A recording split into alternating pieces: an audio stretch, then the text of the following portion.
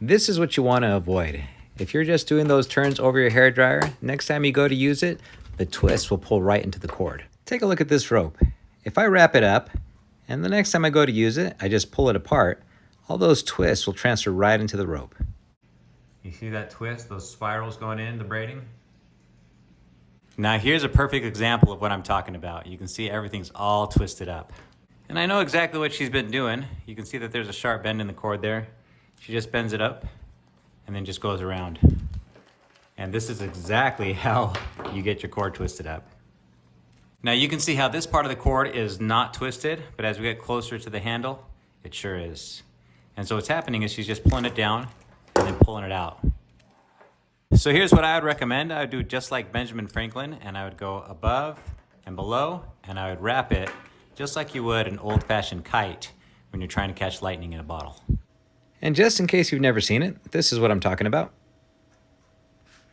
So what I recommend is giving yourself a little bit of room. Then you're gonna go around the top, around the bottom in a figure-8 motion.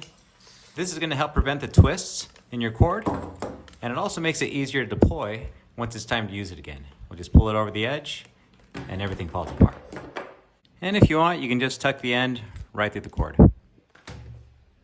For something like your steam iron, you'll want to fold the cord in half, fold it in half again, a third time, a fourth time, and then you'll tuck everything right into the handle. This also makes it easy to use for the next time. So how do you fix this? Well, you can start by going to my website and supporting my channel and pick up your very own marlin spike from awesomeforsale.com. This says that is not going anywhere. We can engrave it for you with whatever you want or tie the Turk head knot. All right, I'm gonna pair these up and I'm just gonna grab onto my cord and I'm gonna start straightening this out, okay? Give it a pinch and a pull. There we go. Oh. Okay, now I'm gonna work it from the edge out. This one will probably be a little bit easier to do. There we go, it's looking good. One thing you can also do, you see how this is twisted to the right? Now we can go to the left, okay? I'm gonna go to the left and then we're gonna pull it out that way, okay? Go to the left and pull it out that way. And all we're doing is undoing what we originally did. Now that the twists aren't so tight, I can use my marlin spikes again and give this a pull.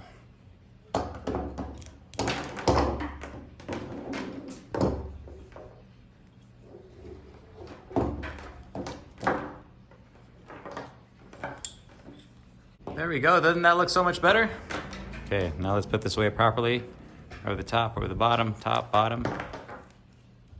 There we go, that's looking good. Here we have a phone cable, and if I were to do that and just wrap it around like you've seen lots of people do, okay?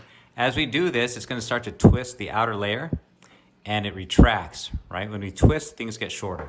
And it's also why you start to see the cables exposed on your cord after you've used it for a while. That's what causes it to break. Okay, so instead of doing this and then pulling it apart and keeping that twist in the cord, watch what we wanna do. Imagine we're sitting in a car, we're gonna turn on an ignition. I'm gonna turn my cord on, and I'm gonna turn the cord off, okay? When I turn it off, I'm gonna tuck that end right in between, okay? Turn on, and then turn off. All right, and watch what happens when I pull this apart. You see? There are no twists, and that's compared to going around. I pull this apart.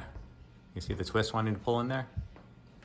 Okay, here we go. Wax on, wax off, wax on, wax off, wax on, wax off, wax on, wax off. Okay, we're just gonna keep going all the way until we've got enough so that we can start wrapping it up, okay? This is where I'm gonna take this end, I'm gonna go around the back side, and I'm just gonna start threading it through.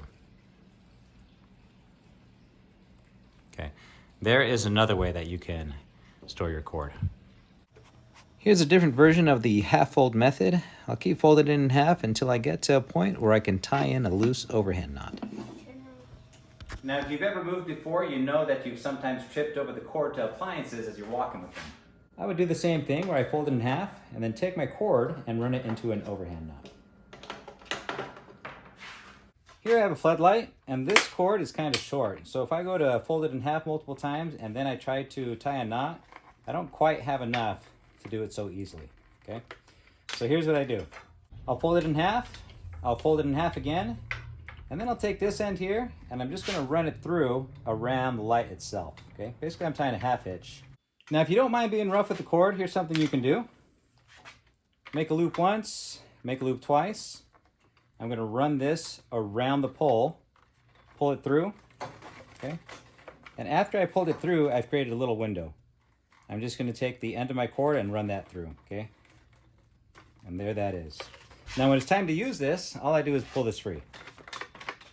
Here I have an extension cord. It's a short one, but let me show you a classic way to store them. What you'll do is find the two ends and then run it through until you've gotten to the midway point. Once you're at that midway, you're going to reach your hand through, grab onto the cord, and then slide this down. Okay? We've just created a girth hitch. And we're just going to keep doing that. We'll reach our hand through, grab onto the cord, and we'll pull it out. Okay?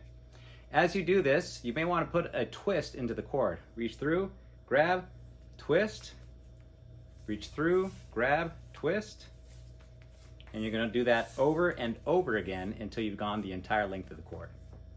Now the nice thing about this setup is when you need your extension cord, this one's short, but if I only need 10 feet, I'm only going to pull out 5 feet from each side, and then I'll have my 10-foot extension cord.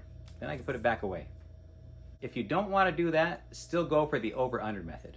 I'm going to hold the end of my cord right up to my shoulder, out, and then that is the length of my first loop. Okay?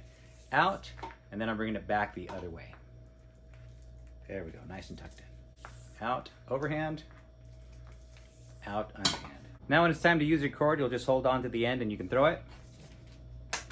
Before we end this video, I'd like to send a very special thank you to Richard and Patricia in Davie, Florida. Now believe this, nearly a year ago they sent me a letter, and I never got it. Unfortunately, during that time, the lock on the P.O. box was broken, so I think the letter got misplaced. And almost 1 year later, guess what showed up back in my P.O. box once they rekeyed it? Their letter. Let's see what's inside. Ooh, look at this.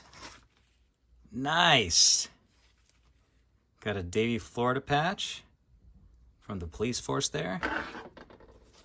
Got two of them. Oh, look how cool. One's in silver, one's in gold. This must be the dress uniform, and this must be like the utility uniform. That is awesome. All right, let's see here. This is a real nice letter. I appreciate that. Thank you, Richard and Patricia. Now, what I just read is this is the old style patch, and then this is a new one that was designed by one of their motormen. It was a while ago, but I did send them something in return. I'm so glad I finally got these patches. If you're ever interested in doing a trade with me, you can send your item to First Class Amateur in Las Vegas, Nevada, and I'll send you something back. And that address is 6210 North Jones Boulevard, number 751360, Las Vegas, Nevada, 89130.